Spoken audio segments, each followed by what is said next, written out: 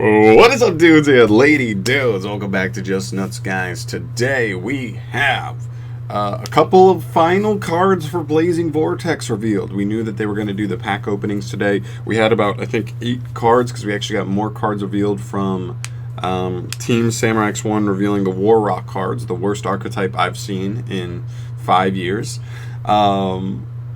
And yeah, so we just got a couple of them. We're going to talk about that. We also have our OCG import. A lot of people might be disappointed on it, but whatever. All right, let's just get into it. Also, keep in mind, I know Team Samurai X1 was doing the box opening, but also apparently MST did it, and his video leaked early somehow. So we got some of these cards. There's still 3 slots left. I don't know what they are. They're TCG exclusive cards. We'll probably find those out in the next couple days. If we do, I'll probably make a video on them if they're anything worth talking about. So we'll get to that. Starting out with our first monster here is actually a ritual. Raging Storm Dragon Beaufort 9, I believe. I believe X is 10 in Roman numerals, and then if the 1 is before, it's -1. So I think this is 9, Beaufort 9. And that makes sense because it's a level 9 Wind Dragon Ritual Effect monster with 28 as its stats. Pretty good. You can ritual summon this card with Breath of Acclamation. Oh, down here, yeah. When an opponent's monster declares a direct attack, you can discard this card, negate the attack, and if you do, negate that monster's effects. Oh, that's just permanent. that's just straight up permanent. Negate the attack and then permanently negate their monster. I like that because even if this card like bricks you in your hand and you can't even like do much with it, even if you're on your back foot, if your opponent's trying to attack you directly, you're negating an attack, saving yourself the damage, and negating that monster if it was something that might come up as far as as you try and play on the next turn, which is pretty cool, so I'll take that. It also has a quick effect on the field where you can target one face-up monster your opponent controls, and you can return both that monster and this card back to the hand. You can only use each effect of him once per turn. I think overall it's a pretty neat card. It gives you disruption on the field. It's just a compulse that bounces himself, and then he has his effect on field or in hand. I think he's a decent card. Is he good enough? I don't know. It's almost weird nowadays because of the new Metianus Drytron ritual spell. That seems like the best ritual spell we've ever seen, outside of maybe the Necros ones that like load themselves back. But his attack stat being higher is almost more awkward because now you'd have to give up either a really big monster for him using that card, or you'd have to give up 2 monsters for him, which you don't really want to do ever if you can help it. So, like I said, interesting card. We'll have to see if where anything goes with him, but definitely like him. Next up, we have Breath of Acclamation. This is another normal spell. You can only this card can only be used to ritual summon any wind ritual monster. Okay, so winds goes with the new guy, Beaufort 9. You must also tribute monsters from your hand or field whose total levels equal exactly the level of the ritual monster you ritual summon. Interesting that it's exactly. You usually don't see that. We usually see some stuff say equal to or less or more than the monster you're summoning, but okay, makes it a little more tough, but in a synergistic deck, it's not the biggest deal. Now, obviously, he's wind, so it goes there. I don't know off the top of my head what else is wind as far as ritual monsters go to make use of this, but I'm sure there are a couple out there. I'm sure there's a handful there. So, pretty cool, just generic wind ritual card. Yeah, nothing crazy. Moving on here, we have Synchro Transmission. This is a normal trap card, and it reads as follows. During the main phase, immediately after this effect resolves, synchro summon one synchro monster using monsters you control as material. During your main phase, except the turn this card was sent to the graveyard, you can banish this card from your grave, target a synchro engrave, return it to the extra deck, then draw 1 card. You can only use each effect of Synchro Transmission once per turn.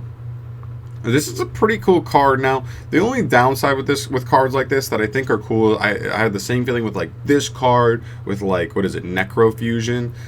They kind of give me similar vibes where they help you kind of play on your opponent's turn. They're pretty cool, but they're not searchable. Like, they're just not searchable, I don't think, like at all. I mean, outside of like stuff like Trap Trick, generic stuff, or what's her name? Lilith, the Lady of Lament. So there's only a couple cards that search them, but they don't seem like they'd work seamlessly in the kind of deck. Like, what deck's going to put Lilith on the field, but also put the kind of materials that you'd be able to even do the quick synchro with this? There's already stuff like Hulk, which can get you into stuff like, Desert Locust or TG Wonder Magician, right? That have those quick synchro effects on your opponent's turn. So there's other ways to do this via your engine. It's still a cool card though, because after you do this, it does give you the potential to draw a card,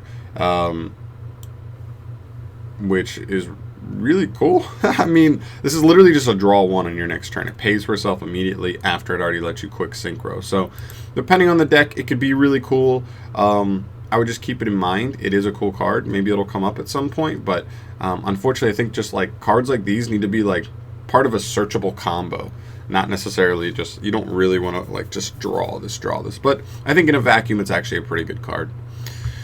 Moving on here, we have Pendulum Encore. This is a normal trap card as well. It says during your opponent's main phase only, you can discard one card, then immediately after this effect resolves, Pendulum summon a Pendulum monster or monsters.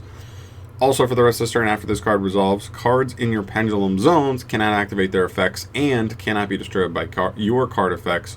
Also, shuffle them back into the deck during the end phase. You can only activate Pendulum Encore once per turn.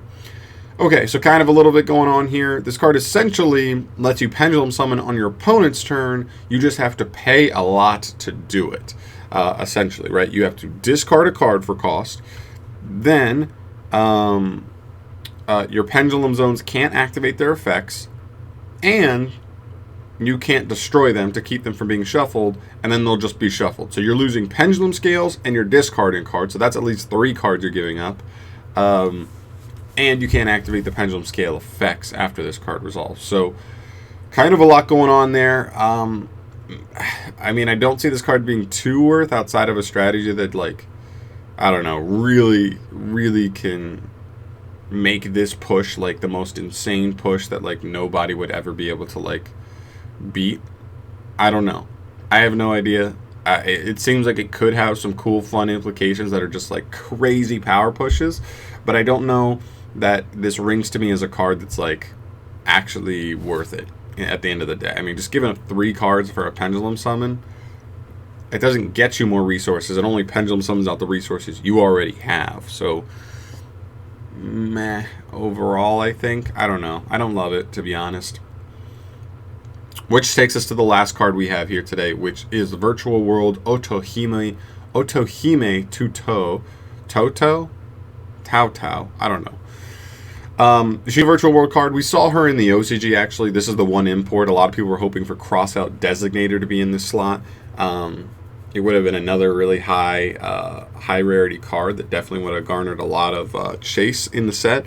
But I understand why they didn't, because you already have stuff like Disparity and stuff in the set. So, you know, just having too many high-end cards and not enough stuff in like the middle range to lower end range is kind of awkward. So they're probably saving it to help sell another future set. But anyway, Otohime is a level 6 Earthworm effect monster, as Virtual Worlds tend to be. She has 1200 attack, 1800 defense. If you control no monsters, or all monsters you control are psychic and or worms, you can normal summon this card without tributing. Fine.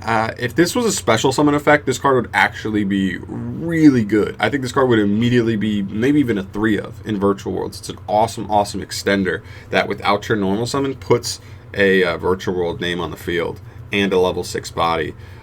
So it's kind of funny if this just literally said special summon this card from your hand. I think this card would be like an incredible card for the deck, but unfortunately it doesn't. It takes your normal, so bleh.